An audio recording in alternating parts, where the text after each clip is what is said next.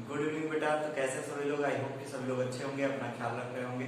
तो आज के इस लेक्चर में हम लोग पढ़ने वाले कंपोजिशन ऑफ अ फंक्शन। जैसे कि हमने लिख दिया है पहले ही, क्योंकि लिखने में वक्त बर्बाद होता है आप लोगों का, तो हमने पहले लिख दिया है कंपोजिशन ऑफ अ फंक्शन। तो आज हम लोग सीखने वाले हैं क्या होता है कंपोजिशन ऑफ फंक्शन। दूसरी बात, कभी कभी थोड़ी सी वीडियो क्वालिटी डाउन हो जाती है या वॉइस की दिक्कत आ जाती है, तो थोड़ा सा मैनेज कर लो यार। ये सारी वीडियोस मैं आपकी रात में शूट करता हूँ, अभी 3 बज रहे होंगे, 2:45। तो ये सारी वीडियोस रात में 2:30, 3, 2:45 पे शूट होती हैं, तो थोड़ा सा मैनेज कर लो, देखा जाएगा। धीरे धीरे लाइट का सेटअप बनाएंगे, थोड़ा लॉकडाउन वगैरह दूर। तो चलो देखते हैं कि कंपोजिशन ऑफ फंक्शन क्या होता है, कैसे होता है। तो इसको समझते हैं यार, क्या होता है कंपोजिशन। ऐसी क्या जरूरत पड़ी कि हमें दो फंक्शंस को कंपोजिट करना पड़ा, जोड़ना पड़ा, मिलाना पड़ा। तो कैसे इसका जन्म हुआ। तो एक एग्जांपल लेके मैं आपको समझाना चाहूंगा कि जैसे कि सपोज करो आप 12th का एग्जाम दे रहे हो, आप अपना 12th का एग्जाम दे रहे हो, और अगर आप 12th का एग्जाम दे रहे हो तो सीबीएसई ने आप सभी को एक रोल नंबर अलॉट कर दिया। बात मेरी समझ में आ रही? आपके 12th के एग्जाम्स हैं, या अभी रिसेंट में आपने 11th का एग्जाम दिया, तो आपको सीबीएसई ने रोल नंबर अलॉट कर दिया। हर एक स्टूडेंट को सीबीएसई ने रोल नंबर दे दिया, हर एक बच्चे के पास रोल नंबर अलॉट हुआ। सपोज दैट इस तरह से कि A to B, मतलब हर एक बच्चे के पास अपना उसका रोल नंबर है। अगर क्या हो रहा था कि तुम ही हो कि नहीं, जो तुम कॉपी पे रोल नंबर लिख रहे हो तुम ही वही बच्चे हो कि नहीं, सीबीएसई ने क्या किया, हर एक रोल नंबर के साथ एक फेक कोड दे दिया। मेरी बात को समझना, ईच स्टूडेंट, हर एक स्टूडेंट को, each student getting a roll number, हर एक लड़का बेटा रोल नंबर पा रहा है, और हर एक रोल नंबर के साथ सीबीएसई ने एक कोड अलॉट कर दिया। मतलब हर एक रोल नंबर जो था, roll number associated with a code. मेरी बात सुनो, मतलब हर एक बच्चे के पास रोल नंबर है और हर एक रोल नंबर का कोड है। थोड़ी सी बात समझो, थोड़ा सा भी, सारी चीजें एकदम क्लियर हो जाएंगी। थोड़ा सा दिमाग चलाओ, मैं चाह रहा हूं कि तुम अपने माइंड का पूरा यूज कर सको, जितना करना चाहिए। ठीक है, चलो। चाहता तो मैं इनवर्स ट्रिग्नोमेट्री शुरू कर देता, क्योंकि मुझे फिर पता है कि इस बार 30% सिलेबस रिड्यूस होगा, 100% होगा। तो लेकिन ये टॉपिक पढ़ना जरूरी, क्योंकि इसका यूज अभी हम लोग कंटिन्यूटी डिफरेंशियबिलिटी में पढ़ेंगे, तो आप लोग फिर हवा में उड़ेगी कंटिन्यूटी, इसलिए मैं इसको पढ़ाना जरूरी समझा था। तो इसको ध्यान से पढ़ लो, यहाँ पे भी यूज है। अगर सिलेबस नहीं रिड्यूस हुआ तो यहाँ पे भी पढ़ोगे, कंटिन्यूटी में तो 100% पढ़ोगे। बीटेक वगैरह में भी इसका यूज आता है, आईआईटी मेंस वगैरह में। अब देखो मैं कह रहा कंपोजिशन होता क्या है। मैंने कहा कि आपने एक एग्जाम दिया, आपको एक रोल नंबर दे दिया, उस रोल नंबर के साथ एक कोड एसोसिएट हो गया। मतलब each student having a roll number and each role number have a code. जब कभी ऐसी कंडीशन आ जाती, वहां पे कंपोजिशन का जन्म हो जाता है, वहां पे कंपोजिशन का जन्म हो जाता है। कैसे हो जाता है देखते हैं। देखो इसकी डिफिनेशन से ज्यादा इसके क्वेश्चन इजी होते हैं। एक बार समझ गए ना तो मजा आ जाएगी तुम्हें। कह रहा है कि let f such that a to b, कोई फंक्शन है a से b and another function g b to c। बात समझ पा रहे? ऐसी बात हुई कि हर एक बच्चे के पास कोड है, और हर एक बच्चे के पास रोल नंबर है, हर रोल नंबर का अपना कोड है। ये दो अलग अलग बातें हैं, लग सेम रही हैं, क्योंकि वो सब किसी न किसी एक से जुड़ी हुई हैं, लेकिन हुई दो बातें। पहले हर बच्चे को रोल नंबर दिया गया, फिर हर रोल नंबर का कोड बनाया गया, ऐसा हुआ होगा। तो वही कह रहा है कि एक फंक्शन है a से b एंड दूसरा फंक्शन है g b to c। There is two functions, b2 function दिया हुआ है। Then the composition of f and g, ऐसी की सिचुएशन में f और g का जो कंपोजिशन होगा डिनोटेड बाय गॉफ। ओ का मतलब होता है ऑफ, g ऑफ f, मतलब कि गॉफ। भैया बात को समझना, composition of f and g, f और g का जो कंपोजिशन होगा वो किससे डिनोट किया जाएगा, गॉफ। और इज डिफाइंड एज, और ये डिफाइन कैसे होगा, ये डिफाइन होगा, define the function g o f such that a to c। कहां से होगा, चक्रो a to c। Every student have a roll number and every roll number have a code. तो भैया इस कोड का ए के साथ भी तो रिलेशन हुआ। समझे मेरी बात? समझो ऐसे, मैंने कहा ये रोल नंबर है, ये स्टूडेंट है और ये कोड है। अगर स्टूडेंट के पास रोल नंबर है और रोल नंबर के पास कोड है तो स्टूडेंट के पास ही तो कोड जाएगा। करो मतलब स्टूडेंट कोड से रिलेटेड होगा। तो वही ये कह रहे हैं कि जो गॉप होगा ना, जो कंपोजिशन होगा, उस कंपोजिशन को कौन कराएगा? ये कराएगा। ऐसा है। अभी और चीजें क्लियर होगी। Composition denoted by GOP is defined as the function GOP such that a to c, a से c given by GOP of x is equal to g of fx. GOP of x is equal to g of fx for every x belongs to a. ये जितने x हैं वो इसके elements होंगे। Sir ये कैसी बात थी? बड़ी अजीब बात थी। कोई बात नहीं, बहुत अच्छी लगी। और एक बात मैंने जो लिखी है ये एनसीईआरटी ने नहीं दी है इस बात को, लेकिन ये बात आपको जानना जरूरी है। इस बात को समझो। It should be noted that, ये जरूरी है जानना कि गॉप एग्जिस्ट, गॉप तभी पाया जाएगा। एग्जिस्ट, गॉप एग्जिस्ट, गॉप बी एग्जिस्ट, ये बी पहले होना चाहिए, मैंने एग्जिस्ट बी लिख दिया है। गॉप be exist if the range of f, is f का जो रेंज है वो इस g के डोमेन का सबसेट होना चाहिए। चेक कर लो, इन्होंने कहा है कि गॉप तभी पाया जाएगा जब f का जो रेंज है वो g के डोमेन का सबसेट हो। ये कैसी बात हुई? अभी ये बात मैं आपको समझाऊंगा। अभी इसका स्क्रीनशॉट ले लो, ये बहुत जरूरी चीजें हैं, इसको लिख लो। निहायत ही जरूरी बात है, चीजों को समझने की कोशिश करते हैं। बातों को आगे बढ़ाऊंगा और हर तरह से चीजों को समझेंगे। स्क्रीनशॉट ले लो इसका, ठीक है?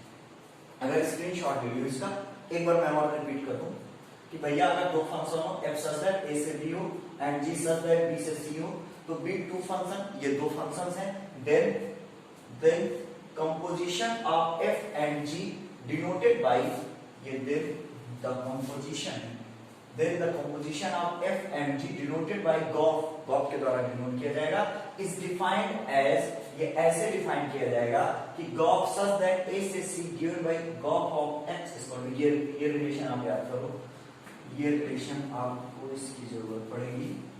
और सिमिलरली जैसे मैं इसको लिखा हूं ना नोट, इसी तरह एक चीजें और लिख लो, इसको और लिख लो यार, ये लिखना भूल गया हूं, लिख दे रहा हूं। Similarly,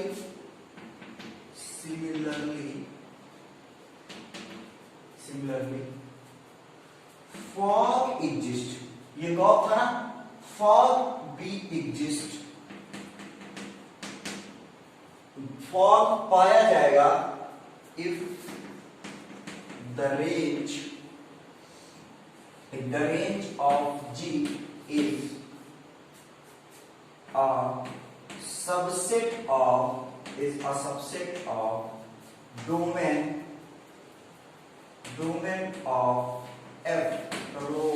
मतलब इसका उल्टा, similarly for b exists if the range of g is a subset of domain of f। इतनी बात होगी तो स्क्रीनशॉट ले लो बेटा फटाक से।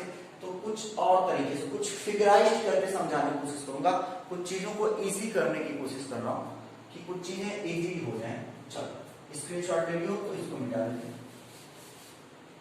चलो लिखते हैं, मिटाते हैं।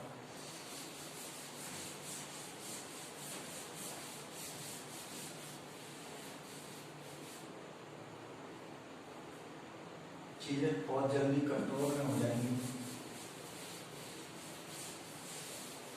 स्टूडियो सेटअप करते हैं बहुत जल्दी, आपकी सारी शिकायतें दूर कर रहे हैं बहुत जल्द, वीडियो क्वालिटी, वॉइस क्वालिटी सब कुछ सुधारेंगे। चलो थोड़ा सा समझते हैं।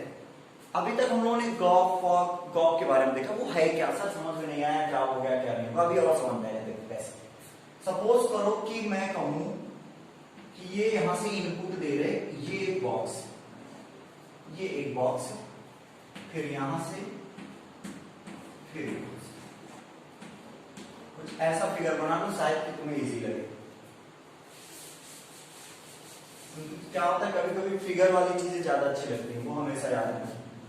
कोशिश कर रहा हूं चीजें तुमको बहुत अच्छी लगे, तुम सारी चीजें सीख जाओ। थोड़ा सा दिमाग का यूज किया करो बेटा, हर चीजें एकदम बोली हो जाती है, थोड़ी सी मेहनत करो, मैथ्स इतनी इजी नहीं, वो भी रिलेशन एंड फंक्शन। चलो मैंने कहा कि ये कुछ ऐसा था, हम यहाँ से इनपुट दे रहे थे, हमने कहा इनपुट में हम x दे रहे हैं, x चला जा रहा है इसमें, थोड़ा कुछ ऐसा ही होगा, इसमें होगा कैसे वो चीज देखो। हमने कहा कि हमने इनपुट x दिया, तो यहां पर f बैठा था, हमने इनपुट x दिया, यहां पर f बैठा था, f ने क्या किया, x को ऑक्युपाई कर लिया, और ये क्या बन गया, ये f ऑफ x बन गया, f ऑफ x बन गया। देख रहे थोड़ी सी बात नहीं समझ गई, यहां पर f बैठा था, यहां पर g बैठे थे, दो घर थे, दो कमरे थे, दो टंकियां थी, इस टंकी में आपने क्लोरोफिल मिलाया था, इस टंकी में आपने NaCl मिलाया था। समझ लो केमिस्ट्री बात में समझ लो, सर केमिस्ट्री ऐसे हम लोग बहुत ज्यादा पढ़ते हैं, अब आप पढ़ा दो। चलो हमने कहा कि इस पानी में आपने चीनी डाली थी, इस पानी में आपने नमक डाला था, इस टंकी में चीनी, इस टंकी में नमक, और यहां से आपने एक XX का लिक्विड डाला, जैसे ये लिक्विड इसमें आया तो F के साथ घुलेगा। अब भैया मैथ वाले हो, F के साथ X को कैसे घोलोगे, ऐसे घोलोगे क्या, F में इस X को इधर से इसको फोल्ड करके इसको ऐसे लंबा कर दोगे, फिर इसको ऐसे मिला दो, ना लाइक को दूंगा, x को f के साथ कैसे बोलोगे, ऐसे ही तो बोलोगे, f ऑफ x, मैथ वाले हो, ऐसे खुलेगा। अब जब भूल गया तो अब ये फिर इसमें बहेगा, अब ये बह के इस वाले में जाएगा, और जब इस वाले में जाएगा तो यहाँ पे g है, अब ये fx पहले से घुला हुआ है, g के साथ घुलेगा तो g भी घोल लेगा अपने में, और कैसे हो जाएगा अब g ऑफ fx, भैया fx तो जिंदा रहेगा ना, fx तो घुल गया तो घुल गया, तो अब g के साथ भी घुलेगा, g ऑफ fx, मतलब बाहर क्या आएगा, g ऑफ fx। चेक कर लो भाई, चेक कर लो, कुछ ऐसा होने वाला है, ये फिगर बना के मैंने समझाने की कोशिश की है, अभी क्वेश्चंस कराऊंगा तो सब क्लियर हो जाएगा कि ये फिगर क्यों बना है। मैंने कहा कुछ इनपुट हमने दिया, xx f के साथ मिलके fx, fx g मिला, g के साथ मिलके g ऑफ fx, fx। अगर इतनी सी मेरी बातें तुम्हें पल्ले पड़ी हो तो मैं एक क्वेश्चंस करा दूं, सब कुछ क्लियर हो जाएगा भाई साहब, एकदम मजा आ जाएगा। स्क्रीनशॉट ले लो ये फिगर बेटा, बहुत सोच के बनाया है कि तुम्हें सारी चीजें क्लियर हो जाए। चलो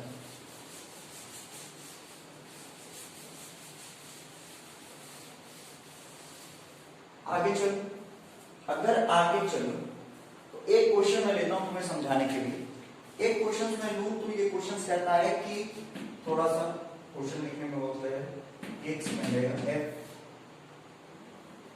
2 3 4 5 2 3 4 5 9 and another function such that 3 4 5 9 such that 7 11 15 उसके बाद b फंक्शन डिफाइंड है, b फंक्शन डिफाइंड एज, ये बेटा फंक्शन लिखा हुआ है, कैसे डिफाइन है बात को मेरी समझना, defined as fx f of 2 is equal to 3, f of 3 is equal to 4, f of 4 is equal to 5, and g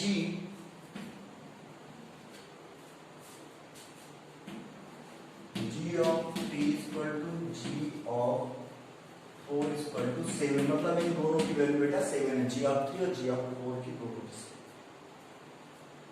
अब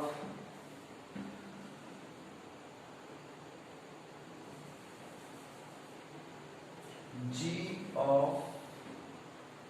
5 is equal to g of 9 is equal to 11, find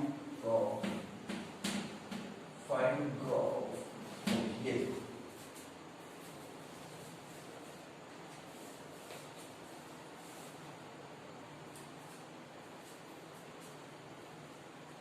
बात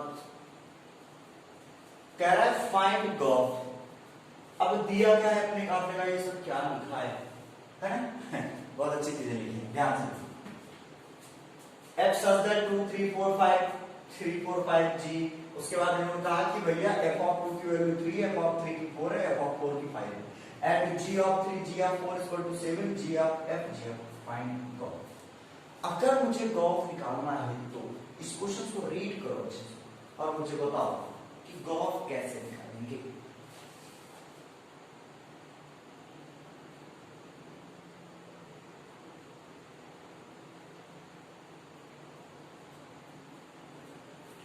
समझ रहे हो?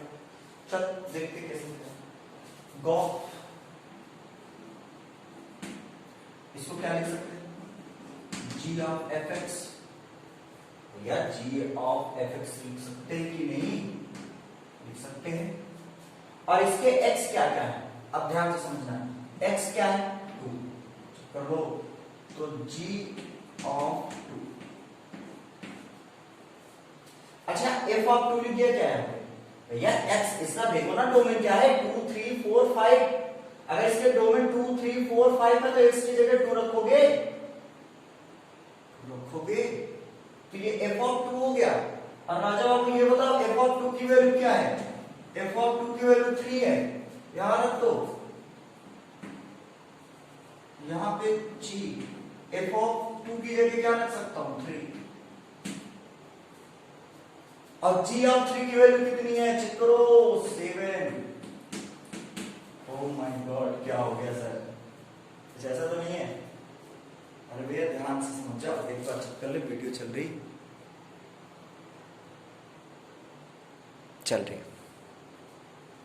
इससे पहले मैंने यहां लिखा था तो शायद लाइट आई हो ना, बहुत इशू ना हो ना, परेशान ना हो।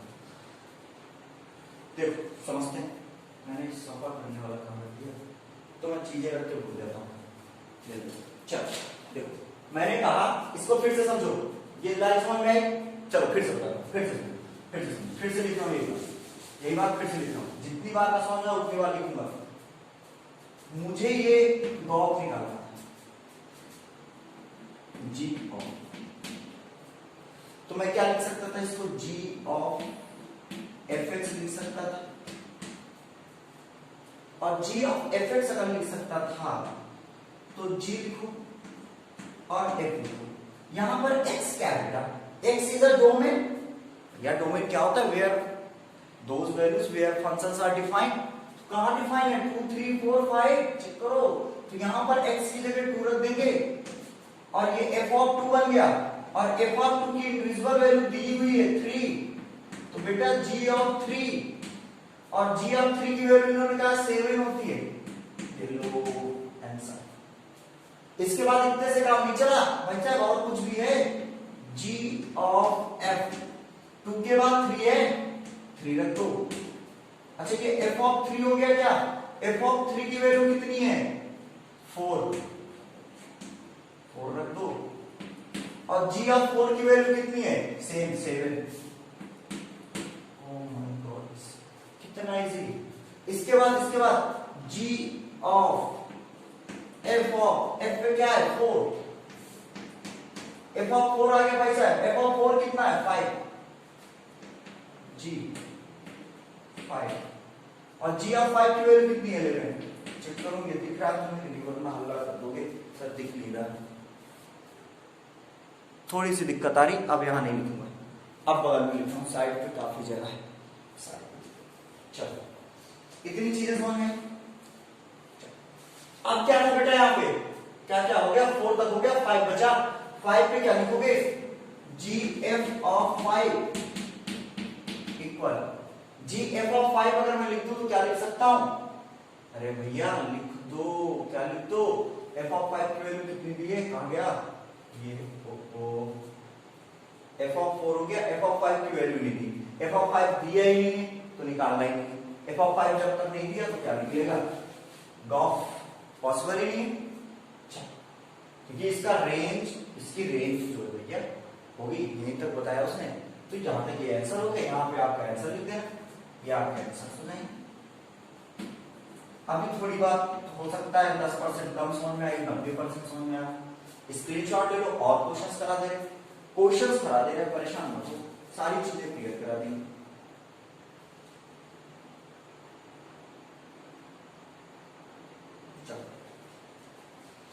एफ ऑफ 5 दिया हुआ था बेटा, उन्होंने लिखा नहीं है। अगर एफ ऑफ 5 इन्होंने दिया है, f of 4 equal to 5, question में लिखा है एफ ऑफ 4 इक्वल, अच्छा एफ ऑफ 4 और एफ ऑफ 5 दोनों बराबर थे 5 के, हम लोगों ने एक टर्म नहीं लिखा था, कोई बात नहीं, इतने काम चला स्क्रीनशॉट। ठीक है, चलो अब हम देखते हैं नेक्स्ट क्वेश्चन।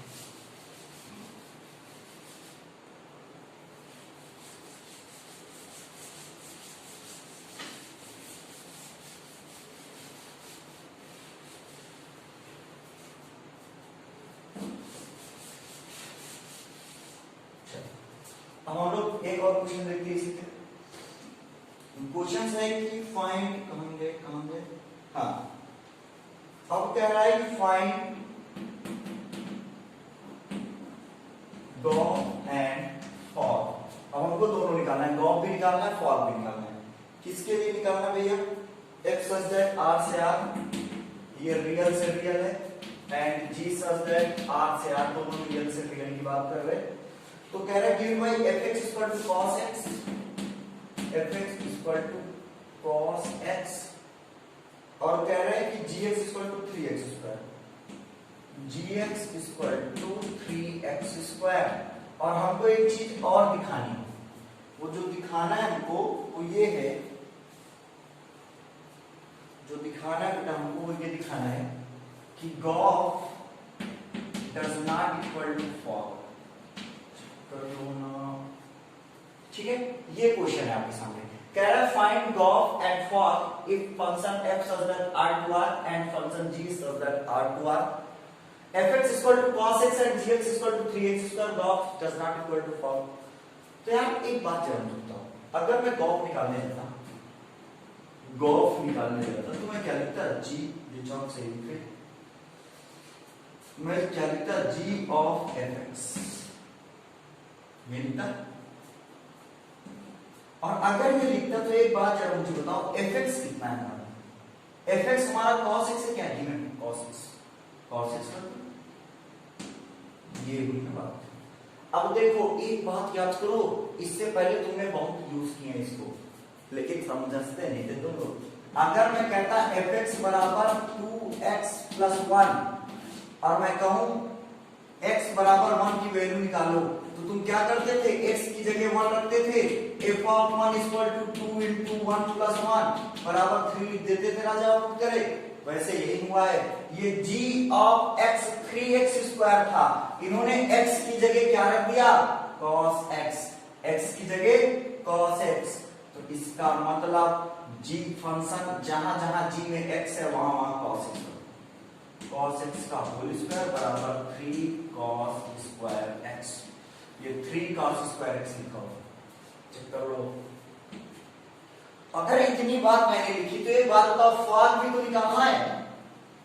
फॉर कैसे निकालोगे? f of g of x करोगे, हाँ भाई यही करोगे। और अगर ये करोगे तो एक बात बताओ, g ऑफ x की वैल्यू क्या है? 3x square, 3x square x की वैल्यू, तो इसका मतलब f ऑफ 3x स्क्वायर तो करेंगे या gx की वैल्यू 3x स्क्वायर लिख दो। और fx कितना है? fx बराबर cos x है, x की जगह मैंने 3x स्क्वायर लिख दिया। इसका मतलब जहां जहां cos के साथ x है, cos के साथ x यहां है, तो x की जगह 3x स्क्वायर। ये आ गया तुम्हारा फॉर्म,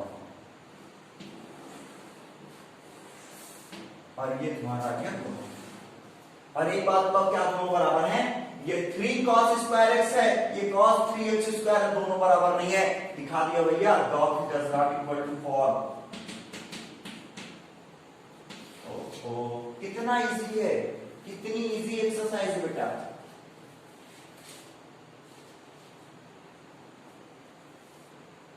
अगर ये समझ में आ गया हो तो नेक्स्ट क्वेश्चन।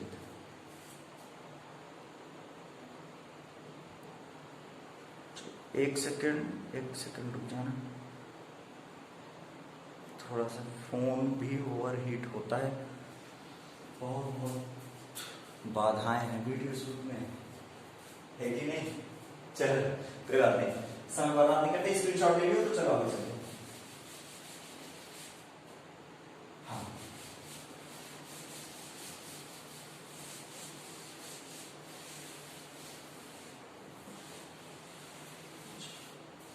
अब ले लेते हैं कुछ दूसरा फंक्शन, यही रह लेते थे, इसको यही रह लेते थे, फंक्शन चेंज कर देते, fx equal to 2x square and gx equal to 2x plus 1, gx equal to 2 plus 1, find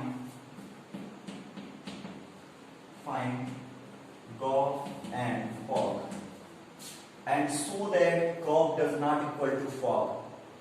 आपको दिखाना है कि gov जो है वो fog के बराबर नहीं। चल ठीक, रन नहीं है तो नहीं, क्या करेंगे आपने कहा सर पहले gov निकालिए, gov तो क्या लिख सकता हूं, g of fx लिख सकता हूं, करो g of fx लिख सकता हूं भैया, और fx क्या है हमारा, जो fx है हमारा वो 2x स्क्वायर, कर लो 2x स्क्वायर, और अगर 2x स्क्वायर है तो g में जहां जहां x है वहां 2x स्क्वायर, तो ये gx है ये, और अगर x की जगह 2x स्क्वायर रख दियो तो जहां x है वहां 2x स्क्वायर रख दो और गॉफ ले जाओ, ये कितना हो जाएगा, बराबर 2 2 से 4x स्क्वायर प्लस 1, यही आएगा, चेक कर लेना एक बार, यही तो आना चाहिए। चलो अब हमें क्या चाहिए, फॉर्म f of gx लिख लो, f of gx अगर आपने लिखा है तो एक बार जरा मुझे बताना, gx क्या है, gx तो ये है, तो f gx की जगह रख दो 2x प्लस 1,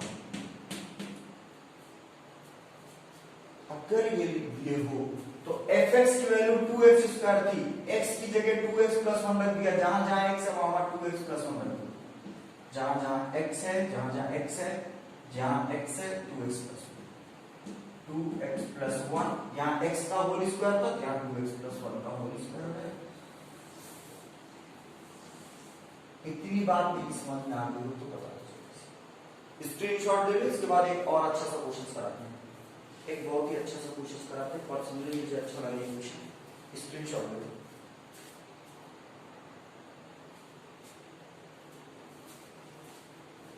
फोन बहुत तेज ओवरहीट हो रहा है, बार-बार बीटा इसकी। चल एक क्वेश्चन कराते हैं, स्क्रीनशॉट ले लो।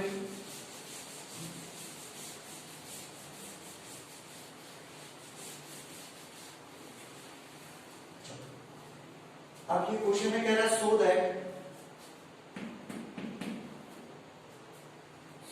if A tends into B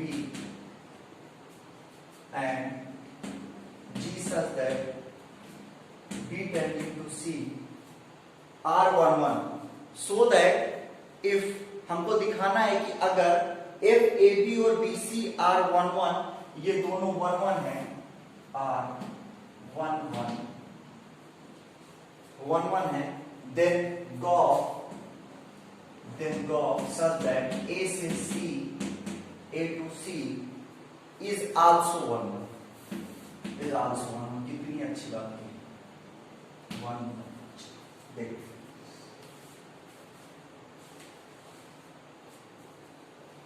इन्होंने कहा कि बताओ so that अगर F A to B G B to C R11 gauge A to C is also 1 1, then you अच्छा एक बात बताओ, गॉफ अगर मैं फंक्शन ले लूं, इसको मैं कहूं कि 1 1 दिखाना इसको, तो मैं क्या कर सकता हूं, मैं यही तो कर सकता हूं भैया कि इस फंक्शन के लिए कोई आर्बिट्रेरी कांस्टेंट ले लूंगा दो, और मैं कहूंगा g of fx1 equal to g of fx2, यही तो कहूंगा कि एक तो बताओ, ये तो बोलूंगा भैया ग्राफ के लिए f of fx1 equal to g of fx2, शुरुआत ऐसे ही होती है भैया, यार ये करोगे तो ये भी तो करोगे, इसका क्या मतलब हो जाएगा fx1 इक्वल टू fx2। और एक बात हमको पता है, इन्होंने कहा है कि ये जो फंक्शन है ना g और जो फंक्शन है f, पहले तो g देख लो, g r11, g फंक्शन 1 1 है, और ये देखो g ही तो है, ये कौन सा फंक्शन है, g का फंक्शन है, तो g 1 1 है। अगर ये g 1 1 है, याद करो जब fx1 हमारा जब मैं कहता था fx1 इक्वल टू fx2 तो 1 1 होता था तो क्या हो जाता था, x1 बराबर x2 हो जाता था ना। अगर g 1 1 होगा तो fx1 बराबर fx2 होगा, बिकॉज g इज 1 1। अगर g 1 1 है तो fx1 बराबर fx2 होगा। और देखो चेक करो, f भी 1 1 है, इसने कहा ये दोनों 1 1 है। अगर f 1 1 है देन x1 बराबर x2 होगा, बिकॉज f इज 1 1। अगर f 1 1 है तो x1 बराबर x2 हो जाएगा। इस तरह से गॉस प्रूव हुआ कि गॉस भी 1 1 है, क्योंकि गॉस ऑफ fx1 fx2 में x1 बराबर x2 आ गया। Gauss is 1 1 function. तो बहुत अच्छी एक्सरसाइज है, इसको पढ़ना जितना बताया हूं, ये सारे क्वेश्चंस को एनालाइज करना और मन लगा के मेहनत करना। बहुत इंपॉर्टेंट टॉपिक है, कंटिन्यूटी डिफरेंशिएबिलिटी में भी इसका यूज है और भी कई जगहों पे इसका यूज है। ठीक है, तो बेटा मिलते हैं नेक्स्ट लेक्चर पे। Thank you.